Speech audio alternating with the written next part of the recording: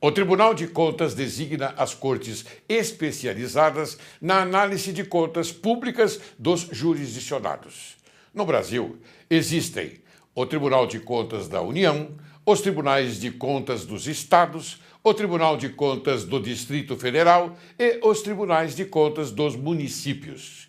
Em alguns estados da Federação, tem-se apenas o Tribunal de Contas do Estado, o qual é responsável pela análise das contas estaduais e municipais. Em outros, existem o Tribunal de Contas do Estado e o Tribunal de Contas dos municípios. É o caso de São Paulo e Rio de Janeiro, onde os respectivos tribunais analisam as contas apenas das capitais estaduais.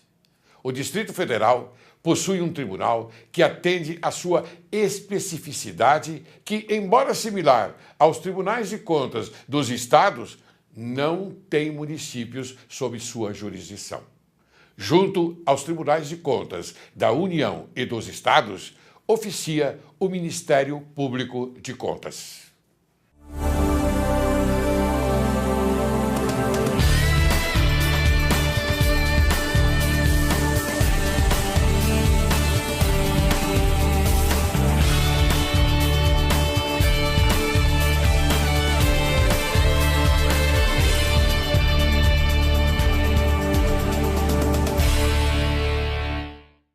Caríssimo telespectador, hoje Direito e Justiça em Foco recebe a visita do eminente culto conselheiro presidente do Tribunal de Contas do Estado de São Paulo, Edgar Camargo Rodrigues. É uma honra para esse programa receber uma pessoa de alta capacidade jurídica desse país.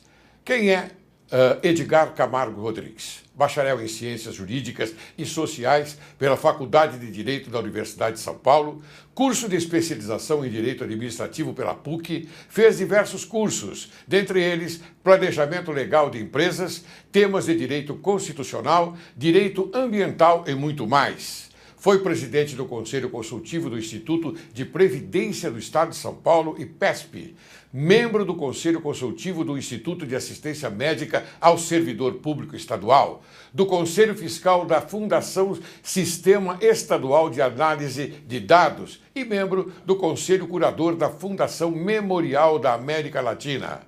Foi conselheiro vice-presidente, conselheiro corregedor e, atualmente, ocupa o cargo de conselheiro-presidente do Tribunal de Contas do Estado de São Paulo. Portanto, é uma honra, caríssimo telespectador, receber esta pessoa muito importante no cenário jurídico do país. Como vai, conselheiro Edgar? Tudo bem? Muito bem. Para nós é um privilégio e uma honra. Muito obrigado pelo convite, estamos à sua disposição. O tema do programa de hoje reflete curiosidade pelo telespectador, mormente porque há uma certa distância do conhecimento público. Gostaria, primeiramente, que discorresse sobre o significado e a atuação do Egrégio Tribunal de Contas do Estado de São Paulo. Muito bem. Os tribunais de contas, esses desconhecidos, na verdade. O grande público, efetivamente, não tem grandes informações a respeito do tribunal. E mesmo na área jurídica, são poucos os profissionais que se dedicam a estudar os tribunais de contas e conhecê-los a fundo. Mas não culpo ninguém. Os tribunais de contas trabalham bem, trabalham com discrição. Talvez por essa razão a imagem do tribunal esteja um pouco distante da visibilidade. E por que os tribunais têm que ser discretos? Porque trabalham com pessoas, Sim. Trabalham com reputações e trabalham com pessoas que exercem atividade política, que é uma atividade a todos os títulos de grande responsabilidade. Mas veja, doutor Laércio, o Tribunal de Contas do Estado tem 90 anos. O Tribunal de Contas da União tem mais de 100 anos. Praticamente nasceram com a República. E o formato do Tribunal de Contas, na verdade, é o mesmo desde esta época e tem sido mantido pelas sucessivas constituições do país. Vossa Excelência estudou o direito constitucional, sabe Claro. Melhor do que todos nós. Há críticas recorrentes quanto à composição dos tribunais. Até essas críticas são alimentadas, além do desconhecimento a que me referi, também um pouco de preconceito. Né? Mas todas as ideias são bem-vindas quando se trata de aperfeiçoar as instituições. Né? Tudo pode ser melhorado, mas veja bem, as composições dos tribunais de contas, elas guardam uma relação muito próxima com o Poder Legislativo, porque são organismos vinculados ao Poder Legislativo. Daí, querer o nosso sistema constitucional que os componentes dos tribunais de contas sejam escolhidos pelo Poder Legislativo, porque é o poder democrático, é a voz do povo, é a representação popular. As pessoas se organizam pelos parlamentos, né, e governam por intermédio dos parlamentos. E o controle dos governos, do Executivo, é feito pelo parlamento. E os componentes do Tribunal de Contas guardam necessariamente uma relação muito íntima com o Poder Legislativo. E isso é bom, isso é democrático. As críticas, às vezes, são aos resultados. Não, porque no estado tal, o conselheiro que foi nomeado é parente, é primo do governador. Mas essa é uma crítica ao resultado. Sim. Eu acho que o cidadão tem que fiscalizar isso. Eu lembro até recentemente, no Tribunal de Contas da União, se esboçava lá uma indicação de um parlamentar, de um membro do parlamento, que a sociedade não assimilou. Houve uma reação da imprensa, da sociedade organizada e do próprio TCU. O presidente foi muito corajoso e falou: se esse cidadão for nomeado, eu não dou posse a ele. Isso é uma coragem extrema. O que é isso? É o controle popular e a sociedade exigindo que as instituições funcionem da maneira como foram criadas para funcionar. Então, as críticas que se possam fazer às composições do Tribunal de Contas deveriam ser mais consistentes, né? Por outro lado, veja bem, a peculiaridade dos tribunais faz com que ele se aproxime do parlamento, do poder democrático e, ao mesmo tempo, da magistratura. E daí os predicamentos dos conselheiros, vitalícios, inamovíveis. Por quê? Sim, eu tenho uma pergunta a respeito dessa parte. Então, estou antecipando talvez o assunto. Claro, fez muito bem. Porque é fundamental, porque essas pessoas com esta responsabilidade, né, perante a sociedade, devam ter segurança no que fazem. E daí se desvinculam de qualquer influência política, né? A segurança não é do conselheiro, a segurança é da sociedade, a segurança é do Estado. Quando se fala em vitaliciedade, na mobilidade, os predicamentos da magistratura, é para a segurança do Estado, e não das pessoas que lá estão. Então é importante fazer essa distinção. Muito bem. Pelo que o conselheiro acaba de colocar, nós podemos chamá-los de conselheiros, não é? Esta é a composição do Tribunal de Contas do Estado de São Paulo. Estados. No TCU são ministros. Quantos conselheiros há lá? No Tribunal de Contas do Estado, 7 conselheiros. 7 conselheiros, que recebem processos normalmente, pela distribuição. Muitos processos. São 7 conselheiros e a composição é a seguinte: dos 7, 5 são indicações oriundas, 4 da Assembleia Legislativa, uma do governador, uma de auditores concursados e uma do Ministério Público de Contas. Você vê que a Constituição é exemplo da magistratura, que tem o 5º constitucional, procura também um equilíbrio, né, na composição dos tribunais. Lá no tribunal nós somos 4 pessoas oriundas, não somos nem da atividade política, são ex-administradores, eu vim da área administrativa do Estado, o conselheiro Roque Stadini também da área administrativa, a conselheira Cristiana, que é a vice-presidente, ela é auditora concursada, foi a primeira colocada no concurso de auditores, né? E o 4º conselheiro, que é o Dr. Renato Martins Costa, que vem do Ministério Público do Estado. E até pouco tempo nós tínhamos mais 2 integrantes vindos do Ministério Público do Estado que se aposentaram. No lugar deles vieram 2 ex-deputados que são conselheiros excepcionais. Por que a Constituição deseja que haja uma proximidade com o poder democrático? Porque é preciso mais do que o conhecimento técnico, é preciso ter vivido um pouco. Sim, claro. Né? Experiência e maturidade. Vem com contato da sociedade. Ex-deputado é um homem que foi atrás de voto, conhece seu eleitorado, conhece as pessoas, né? E trazem uma bagagem excepcional aos tribunais de contas. Então não é só um órgão técnico, ele é um órgão político também, no maior elevado sentido da acepção da política. Muito bem, agora eu vou lhe fazer uma pergunta sobre vitaliciedade. Eu então vou informar o telespectador o que significa a vitaliciedade. Caro telespectador, a vitaliciedade é a condição que atribui a alguém ou algo o caráter permanente até a extinção de sua vida ou existência física. Na esfera pública, Vitaliciedade é a garantia legal concedida a certos titulares de funções públicas, civis e militares de carreira, de permanecerem em seus cargos até atingirem a idade prevista para a aposentadoria compulsória. É isso, né, presidente? É isso sim. E o que o presidente tem a falar a respeito da vitaliciedade no Tribunal de Contas?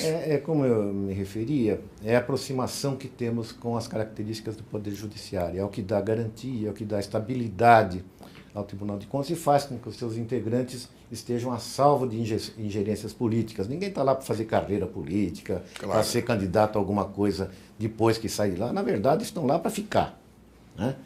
Há algumas propostas... Recentemente houve uma proposta de que se deve criar mandatos para conselheiros, mandatos de 4 anos. Então, isso eu acho horroroso. Quem é que vai se dispor a abandonar a sua vida civil, privada, para ficar 4 anos no organismo e sair? Ou ele vai lá para fazer plataforma para alguma outra coisa, uma plataforma política, para ser candidato a alguma coisa, ou se permitir a recondução, pior ainda, ele vai ficar 4 anos trabalhando para ficar mais 4, como acontece nos governos, de maneira geral. Claro. Né? O governante chega lá, fica 2 anos aprendendo a governar, 2 trabalhando para a própria recondução. Quer dizer, isso me parece horrível trazido para o âmbito dos tribunais de contas. Né? Um mandato... E outra coisa, as pessoas parecem que importam modelos de outros países. Nós temos que prestigiar a nossa tradição jurídica. A tradição jurídica do Brasil, das nossas constituições, das nossas leis. E a pessoa traz um exemplo, na Bélgica é dessa maneira, na Alemanha é uma maravilha e funciona, mas tudo isso condicionado à história de cada civilização, de cada nação, Sim, né, claro, as suas tradições jurídicas. O Brasil tem que trabalhar com realidades que são brasileiras e prestígio da nossa tradição jurídica. O Tribunal de Contas, o modelo está perfeito. É claro que pode ser aperfeiçoado. Há propostas recentes, até foram debatidas num encontro interessante que houve dos tribunais de contas em Pernambuco. Há uma proposta de aplicar a lei da ficha limpa para conselheiro. Acho perfeito. Perfeito, tem que ter mesmo. Estão aplicando para tudo quanto é política, não vai aplicar para candidato a Tribunal de Contas. Tem que ter ficha limpa, sim, né? Então, estes avanços são todos admissíveis. Mas atualmente não se aplica, não é? Mas deveria. Deveria aplicar. Deveria. Eu também, eu acho que a idoneidade da pessoa que ocupa um cargo público, ela é importantíssima. É fundamental. E, caro telespectador, perceba que o nosso presidente disse francamente, acho que deve sim ser aplicada a ficha limpa. Olha aí, olha o caráter de alguém que está ocupando o posto principal do Tribunal de Contas do Estado de São Paulo. Parabéns, presidente. Muito obrigado. É assim, eu já contava com isso, já sabia disso. Muito bem. Tenho mais perguntas a fazer, não é? Há quem defenda um novo formato para os tribunais de contas, nisso propondo que os conselheiros não mais disponham da vitaliciedade, além de cumprir mandato com um prazo certo. O que o senhor tem a dizer sobre isso? O senhor já ensaiou mais ou menos alguma coisa a respeito? Eu acho que a proposta é equivocada, não acrescenta muito, não. Gostaria de conhecê-la melhor, saber de onde vem, qual é a consistência, né? Mas eu acho que é mais uma das propostas, todo mundo se mete a falar nesse assunto, na verdade. E vem aquela questão do preconceito das informações. É verdade. É jornalista que não entende Principalmente nada. em épocas de eleição, né? Falam à vontade, mas precisa conhecer. Claro. Né? Então, claro, é uma proposta, mas não sei se deve ser levada a sério. Muito bem. Também se afirma que os tribunais de contas custam caro, mas são apenas formais e de pouca eficiência para a sociedade. Gostaria de ouvir sua opinião a respeito. Bom, eu vou dar alguns números e os telespectadores concluam. O custo do Tribunal de Contas do Estado de São Paulo não chega a 30 centésimos de 1% do orçamento. Nossa. Na verdade, é 0,28%. Poderia ser, pela Lei de Responsabilidade Fiscal, 1,25%. Não custa muito pouco pelo benefício que traz. O Tribunal de Contas, nós e os nossos tribunais, talvez sejam os únicos organismos de controle que trabalham de ofício permanentemente. Porque os organismos que controlam a atividade pública, o Ministério Público, o próprio Judiciário, corregedorias, trabalham provocadas. Claro. É preciso acontecer alguma coisa e aí vão atrás, né, para investigar, para punir, para corrigir. O Tribunal de Contas não. Trabalham todos os dias de ofício, ou seja, espontaneamente e vão averiguar. Nós visitamos por ano, necessariamente, mais de 3 mil entidades jurisdicionadas, porque são 644 Vocês municípios. vão em loco, né? Em loco. Uma visita em loco. Além de receber os balanços fiscais a cada exercício, a fiscalização vai visitar cada um. E mais de 1.000 entidades subvencionadas, que são as ONGs, OCIPs, conveniadas, todas elas são visitadas e fiscalizadas. Isso se faz cotidianamente e em silêncio, com aquela descrição que eu lhe dizia. Poxa. Por isso, as pessoas bem não têm noção disso. A média de decisões por ano tem sido entre 18 e 19 mil decisões do tribunal. Eu vi esses números, eu sou muito ruim para guardar números, mas eu tive curiosidade de ver, em 2013, mais de 18 mil decisões foram exaradas pelo Tribunal de Contas. Algumas condenatórias, outras absolutórias. E por aí vai. Mas eu tenho perguntas a respeito dessas questões que eu vou propor daqui a pouquinho. Mas eu queria saber agora o seguinte, e o telespectador tenho certeza que está curioso nesse sentido. O Tribunal de Contas do Estado de São Paulo é independente financeiramente? Depende. Ele tem, por exemplo, uma independência própria? Ele se sustenta? Sim, não, as verbas são orçamentárias, entram no orçamento geral do Estado de São Paulo, há uma parcela que vai para o Tribunal de Contas e ele é autônomo no gerenciamento desse dinheiro, mas não produz, como ele não produz receita, ele é totalmente dependente dos orçamentos estaduais. Porque às vezes as pessoas são curiosas e querem saber o sentido exato, o porquê, não é? O porquê da reparação, vamos dizer, dos olerites, como é que o conselheiro recebe, o que ele recebe? Ele recebe em pecúnia, tem o seu ordenado, como é que fica isso? Tem subsídio, é como a magistratura. Só subsídio, não tem subsídio. Os chamados penduricalhos, né? Isso não existe subsídio. Muito bem. Eles trabalham, como o presidente diz, eles trabalham de uma forma independente. Nós, por exemplo, da magistratura, não vamos no local averiguar o fato, não é, que está no processo.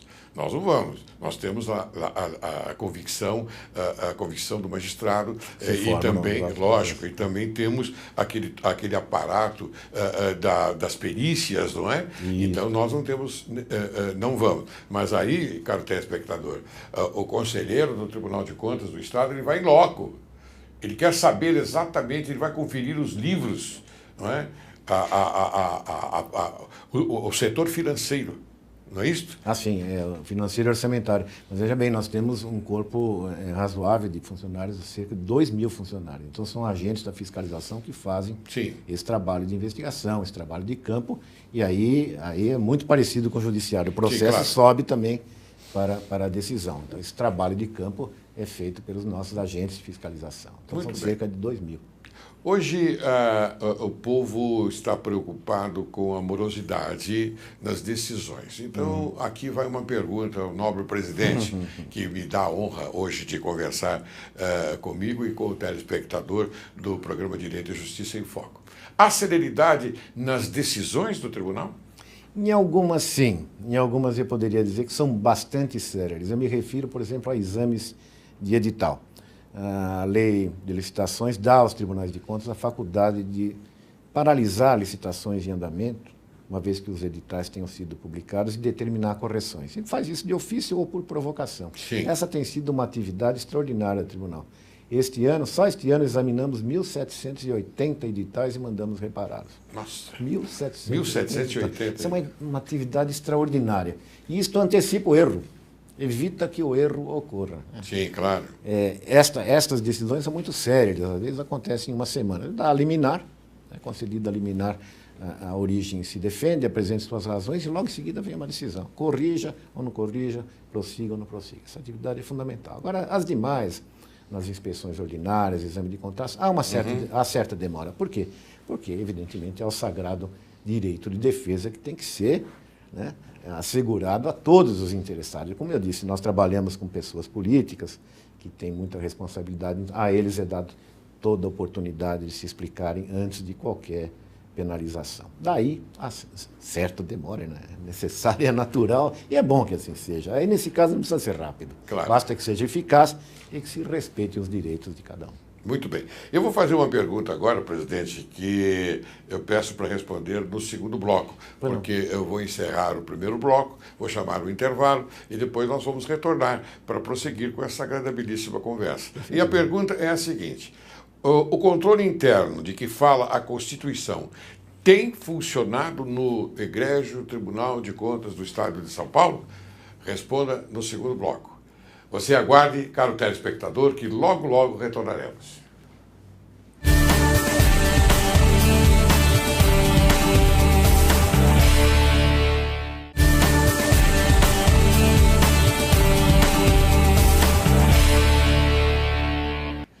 Bem, retornamos. Como é, então, presidente, a pergunta que eu fiz no primeiro bloco, quer que eu repita? O controle interno de que fala a Constituição tem funcionado no egrégio Tribunal de Contas do Estado de São Paulo? Olha, o controle interno previsto na Constituição é um mecanismo dirigido à administração pública de maneira geral e que deveria funcionar em cada organismo da administração e não funciona contente. Se o controle interno funcionasse, o trabalho do Tribunal de Contas seria até menor, porque é a administração se autopoliciando por suas controladorias, corregedorias internas, aquele controle, né, que evita que as coisas saiam do rumo. O tribunal tem uma atividade didática muito importante. A gente faz encontros costumeiramente pelo interior do Estado, reunimos dirigentes, prefeitos, e temos insistido na necessidade desse controle interno, especialmente nas prefeituras e câmaras municipais, porque isto alivia o administrador. O prefeito que tiver um controle interno bom na sua administração, ele corre um risco menor de que errem, não é? Porque o erro sempre vai ser dele, não é ele que presta contas para o tribunal, na verdade. Claro. Né? Se alguém errar, é ele. Se ele tiver um controle interno bom, bem articulado, ele já vai ter grande tranquilidade, né, nesse setor. E isso ajuda muito o Tribunal de Contas também. Mas nós temos insistido, o controle interno ainda não é uma praxe na administração, é uma pena. Há alguns controles que funcionam bem, a Corregedoria do Estado funciona muito bem, lá com o nosso querido húngaro, lá, o nosso corregedor. A Controladoria do município funciona bem, município de São Paulo, precisamos reconhecer. E em alguns municípios maiores elas existem, mas, no geral, há muito a fazer ainda nesse setor. Muito bem, nós sabemos que a criatividade é um ponto importante no tocante às ações, às atitudes das pessoas que criam determinados aspectos com um determinado objetivo. E, naturalmente, nasce a inovação. Da criatividade nasce a inovação. E há inovações na forma de fiscalizar, porque o presidente falou num tipo de fiscalização, não é, no primeiro bloco. Agora, gostaria de saber se há uma inovação na forma de fiscalizar. Sim, doutor Léo. Foi muito oportuna essa sua pergunta. Eu disse no início do programa que o tribunal tem 90 anos. Em 90 anos, eu acho que nós aprendemos a fiscalizar. Esta fiscalização das conformidades, dos balanços, né, do exame dos contratos, o tribunal sabe fazer, eu acredito, com bastante proficiência. Nós estamos dando um salto de qualidade. Agora nós vamos examinar o resultado das ações de governo. De que maneira as ações de governo chegam ao tomador final, que é o contribuinte, que é o cidadão. É a auditoria de resultados. Nós já temos grandes avanços nessa área. Nós temos também, foi criado já há alguns anos, o sistema Aldesp, que é a auditoria eletrônica. É feito praticamente em tempo real o acompanhamento do desenvolvimento da execução orçamentária. E com isso o tribunal expede os alertas que quer a lei de responsabilidade fiscal. Diz para o prefeito já em tempo oportuno: olha, o senhor está gastando pouco em educação, você precisa gastar mais, o senhor está extrapolando os gastos com o pessoal, precisa trazer os níveis da lei. Então, esse é um trabalho que o tribunal presta cotidianamente aos prefeitos, pela emissão de alertas, isso feito graças aos avanços da tecnologia, de que nos apropriamos com bastante avidez, até, né, no que a cibernética nos permite. Né? E, do tocante, agora eu vou fazer uma pergunta prática, me perdoe, mas vou fazer. no tocante à ciclovia, essa ciclovia que está sendo, vamos dizer, criatividade e inovação da Prefeitura do Estado de São Paulo, não é uma ciclovia.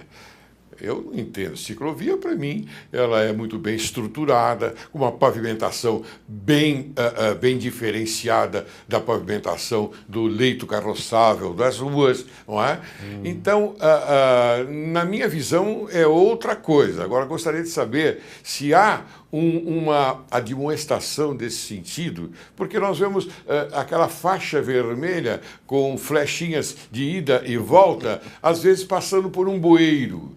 Quer dizer, há um perigo até de um ciclista, não é? Errar aquela direção a seguir e cair num bueiro, cair na calçada, enfim, esta é a minha visão. Aliás, eu já vi isto na rua onde moro. Então eu gostaria de saber a sua opinião.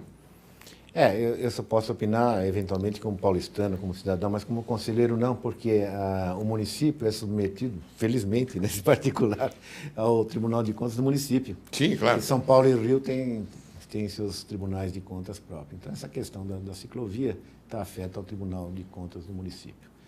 Mas, como ex-ciclista em São Paulo, eu gostaria que as ciclovias funcionassem. É verdade, eu parei de andar de bicicleta em São Paulo exatamente por causa dos riscos. Eu só ando fora de São Paulo, no litoral, tem lá minha bicicleta, tem aliás. Tem lugares próprios, né, já. Mesmo que não tenha próprios, são mais calmos, né? São Paulo se tornou uma cidade hostil. Aliás, sempre foi cidade hostil, né? Para o ciclismo. Há um esforço da prefeitura em, eventualmente, alterar esse estado de coisas. Eu torço para que dê certo. Né? Mas provavelmente esses defeitos que Vossa Excelência aponta com bastante propriedade estão presentes. Tomara que dê certo. Não, mas eu não quero dizer com isso, caro telespectador, eu quero até homenagear o prefeito aqui, o prefeito de São Paulo, porque é uma criatividade, não é? Que resultou numa inovação, não é? Mas ele fez de uma maneira que tinha a sua mão. Não é? Ele não poderia, naturalmente, colocar de uma forma diferente, eu concordo com isso. Mas há que melhorar ainda essa inovação, prefeito. É o conselho que eu, particularmente, do programa Direito e Justiça em Foco, não é? Tenho a ousadia, não é? de dizer. Bem, vamos seguir adiante. Qual tem sido o resultado, então, de apreciação das contas de prefeito e presidentes de câmaras, não é? De câmaras, e o nível de desaprovação tem aumentado ou diminuído? Olha, eu chego a dizer que é desalentador. Em 2012, que são os números que nós temos tabulados, cerca de 40% das prefeituras de São Paulo tiveram parecer contrário à aprovação das contas. Puxa vida. Apesar de todo o nosso esforço, nossa didática, né? Ainda 40%. Eu acho um número extremamente alto. Não era para ser dessa maneira, né? E os defeitos se repetem, sempre, eles são recorrentes, é sempre questão de insuficiência na educação, excesso de gastos com pessoal, déficit público. Não deveria ser dessa maneira. 40% é um número muito alto. Mas é um número alto. Mas o que o Tribunal de Contas atribui, não é, a esse percentual? Olha, no caso da educação, eu tenho uma opinião, mas é só minha, não sei nem se ela é correta. Há um mínimo que a Constituição estabelece de 25% dos gastos com educação, né? E a maioria das administrações municipais, os prefeitos, trabalham com esse mínimo. E quando você trabalha com o mínimo, qualquer erro derruba. Sim, claro. Então, é uma judiação. Nós temos contas reprovadas com 24,85, 24,99, não chega nos 25. Porque houve uma glosa de uma despesa que não deveria ter sido computada a título de educação, quando a conta se perde. Bota no orçamento 27, 28, se chegar, muito bem, a educação agradece. E se não chegar, ele está dentro de uma margem folgada. Então, eu acho que isso tem um pouco falta de planejamento. Mas eu não vou ensinar o prefeito como é que ele deve, né, se comportar. A questão dos precatórios... A sua obrigação é apenas a fiscalização, né? Fiscalizar, está errado, está apontado. E não tem choro, porque é aritmético. Claro. Não tem conversa, não tem acordo. Não chegou naquele limite... Por enquanto, 1 mais 1 são 2. 2 e 2 são 4. Fundeb, o Fundo Estadual do Ensino Básico também, há muita falha aí, apesar de toda a doutrina, de todos os alertas, de todo o trabalho do tribunal, também se perdem, às vezes, por pouca coisa, mas dá para ser contrário.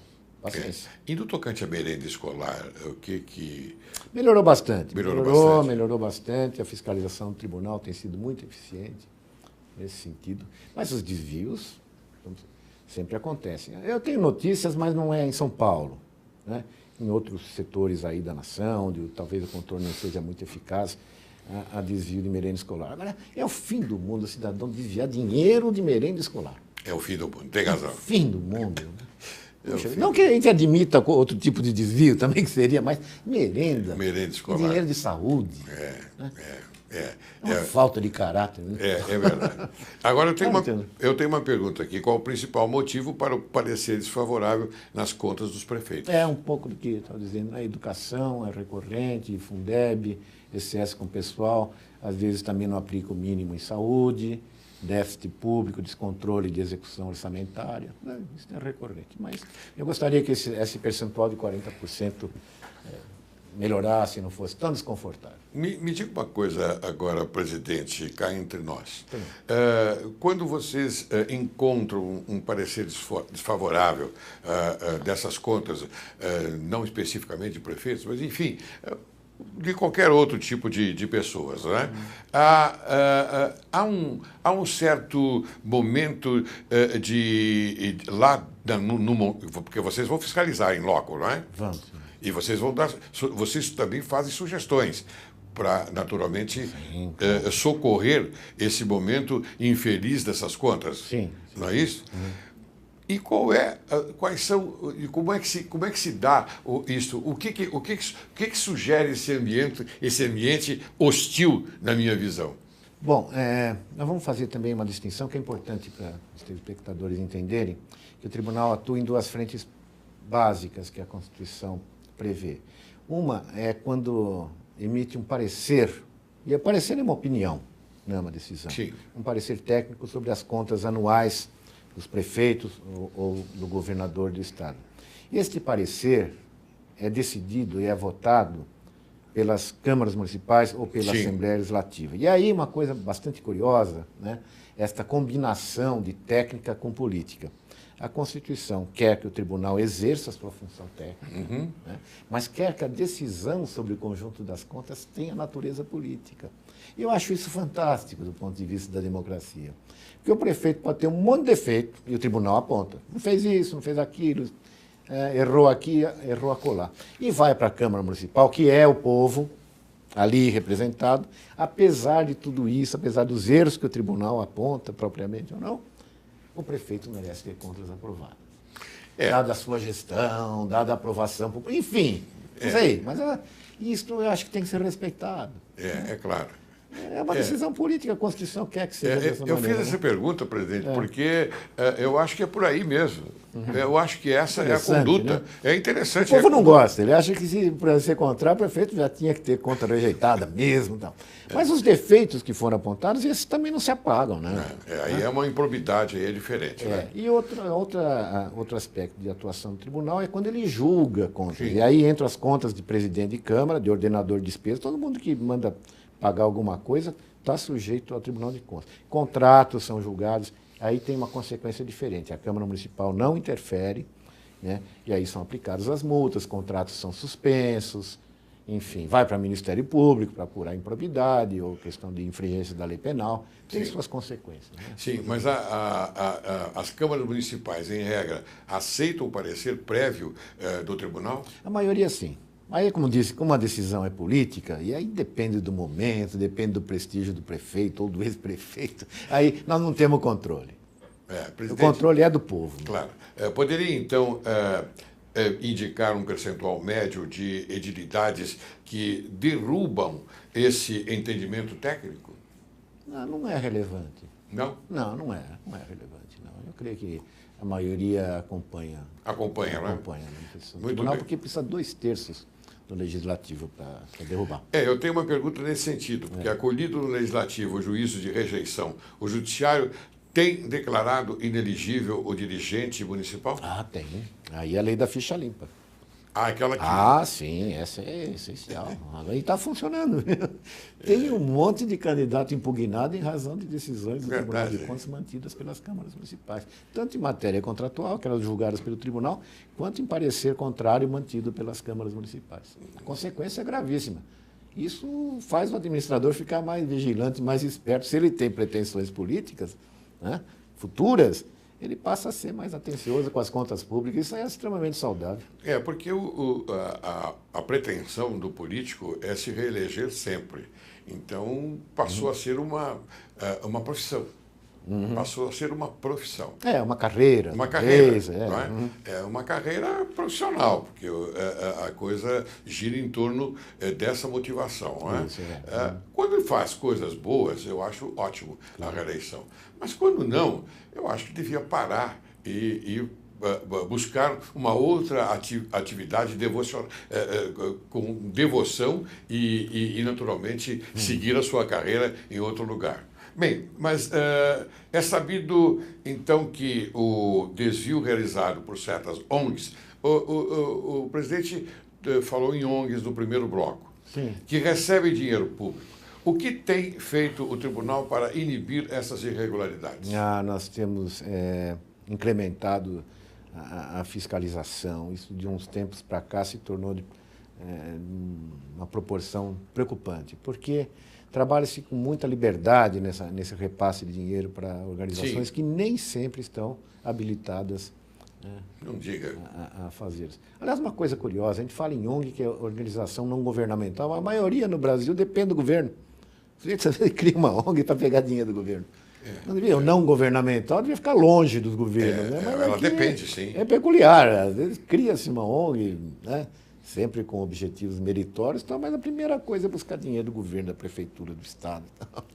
Então o tribunal tem apertado a fiscalização e tem encontrado desvios preocupantes. Mas, a propósito, veio agora um novo estatuto, uma lei federal, que, até para nossa felicidade, vai ao encontro das preocupações do tribunal e dos achados, né, ao longo desses anos que nós temos visto em matéria de desvio. Muito bem. Escorado em sua larga experiência, presidente, na administração pública, poderia o presidente resumir o fundamento para uma boa gestão do dinheiro público? Olha aí, agora... Não, até vou falar pouco, porque é tão primário, é como a gente faz em casa, né? Não gastar mais do que você tem, né? E outra coisa, ser honesto e ser visível. O pessoal fala em transparência. Eu discuto um pouco transparência, porque transparência você não vê, na verdade, né? Claro. O termo é usado, precisa de transparência na administração, mas aí você não vê nada se for transparente, eu quero ver. Né? Então, acho que a visibilidade, né? O respeito e a consideração pelo público, isso é fundamental. Então, é só gastar o que tem, planejar o futuro. Muito bem. Né? E ser honesto e, vamos dizer, visível. Me diga uma coisa, então. Apesar de não ser função constitucionalmente atribuída, o tribunal dá bastante ênfase à missão pedagógica. Em tal lide, o que tem sido feito na instituição pelo senhor dirigido? Muito. Temos feito muito. Nós temos uma escola de contas, chama Escola de Contas Públicas Washington Luiz, que tem uma atividade extraordinária, com cursos presenciais, cursos à distância, constantes. Tem um calendário fantástico de qualidade na administração pública voltada ao administrador. O tribunal nós saímos daqui da capital, nós fazemos encontros em várias regionais, nós temos 22 unidades regionais no interior, cada uma delas recebe encontro, vão os técnicos do tribunal, reunimos prefeitos, administradores, vereadores, para difundir os conhecimentos. Nós temos 90 anos de experiência e conhecimento que a gente faz questão de distribuir e de compartilhar com quem tem responsabilidade pública. Muito bem. Antes de encerrar, eu queria que o nobre presidente tecesse alguns comentários a respeito das comemorações dos 90 anos do Tribunal de Contas do Estado de São Paulo. Muito gentil de sua parte. Nós dedicamos a este ano alguns atos comemorativos, especialmente homenageando os nossos servidores, que é a nossa força do trabalho, é o nosso maior patrimônio. O pessoal às vezes xinga o Tribunal de Contas, tá bom, então xinga o conselheiro. Mas não agrida, são 2.000 funcionários de extrema dedicação, né, concursados, de altíssima qualidade. Então, a nossa preocupação esse ano foi homenagear os nossos funcionários e aproveito a ocasião também para dirigir a eles novamente o abraço e o reconhecimento. E eu posso falar da sociedade do Estado de São Paulo aos valorosos funcionários do Tribunal, se me permite. Por favor, essa pode se média estender que eu mais faço. ainda. Muito obrigado. Se quiser dar nomes, pode estar. Eu, inclusive, vou dar um nome e vou tomar. Quem é. Não, vou tomar uma carona na sua declaração, vou assinar embaixo e vou colocar um nome aqui. Claro. Ao nobre e culto advogado que é secretário do Tribunal de Contas do Estado, do Estado de São Paulo, Sérgio Rossi. Parabéns, Sérgio Rossi. Você é um excelente funcionário e você merece o meu abraço fraternal. Eu não poderia deixar. Não, a oportunidade é essa mesmo. E a ele também um abraço. Eu contei para o senhor antes que o tribunal tem 90 anos e o Sérgio Rossi tem 44 de tribunal. 44. Metade da existência do Tribunal de Contas é do Sérgio Rossi. Muito bem. Tá lá ainda. É bastante importante. Feliz e jovial e com uma disposição fantástica. É o símbolo do Tribunal de Contas. Então, eu cumprimento os funcionários do Tribunal de Contas, não é? A partir do nome de Sérgio Rossi. Bem, presidente, eu gostaria agora de apresentar essas suas considerações finais para que eu possa encerrar o programa. Muito bem, doutor Laércio, eu renovo os agradecimentos, essa oportunidade valiosíssima de conversarmos, é uma oportunidade de transmitir ao telespectador um pouco do que é o Tribunal de Contas e convidá-los a prestar atenção nas atividades do tribunal. Se não gostar, nós temos um site lá, tem espaço para reclamação. Vou colocar no rodapé da imagem. Isso, pode ir ao nosso portal, pode conhecer o que acontece, a tramitação dos processos, pode reclamar à vontade. Quanto mais reclamar, mais a gente se esforça para melhorar. Bem, presidente, eu quero agradecer muito a sua atenção e oferecer esses brigadeiros, não é, que é um mimo do programa Direito e Justiça em Foco, que são gostosíssimos, né, para a sua degustação. Tá bom? Muito obrigado, viu? Eu que agradeço, doutor Laércio. Quantos tem aqui? Tem 4. Então é para mim, para minha mulher, minha filha e para minha neta. E faltaram os outros netos? Não. Os outros netos não vão perceber. A neta, sim. Muito bem. A bem. grandinha vai ficar com ciúme. Mas se para gostou... adoçar a nossa vida. Perfeitamente. Muito Espero obrigado. que goste. Muito obrigado.